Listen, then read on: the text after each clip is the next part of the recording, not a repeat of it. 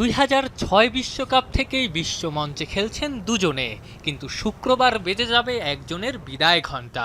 Cristiano Ronaldo নাকি Luka Modric, কে গুনবেন শেষের নামটা?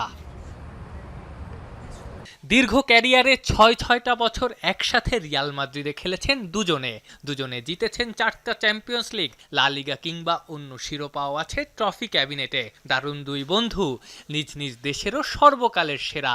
কিন্তু একটা সময় সবাইকেই থামতে হয়, কেউ আগে কেউ পরে। মদ্রিচ বা রোনালদোর যে কোনো একজনকে থামতেই হবে রাউন্ড অফ 32 এর এই মহারণে। Cool body spray, long lasting fragrance.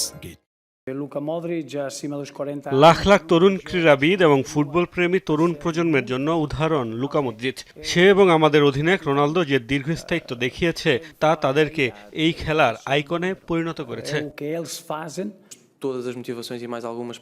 ক্রিস্টিয়ানোর সঙ্গে ড্রেসিং রুম ভাগাভাগির সৌভাগ্য হয়েছে। ভালো লাগতো যদি লুকা মডরিচের সঙ্গে আরো সময় কাটাতে পারতাম, কিন্তু আগামীকাল দুজনের এই যাত্রার একটির সমাপ্তি ঘটতে চলেছে। আশা করি সেটা লুকা মডরিচেরই হবে।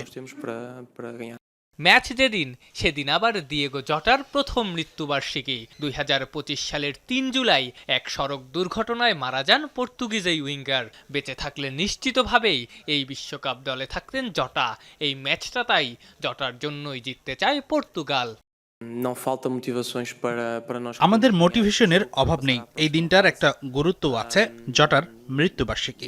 আমরা আমাদের পরিবার, জটার পরিবার এবং পুরো পর্তুগালের জন্য জিততে চাই।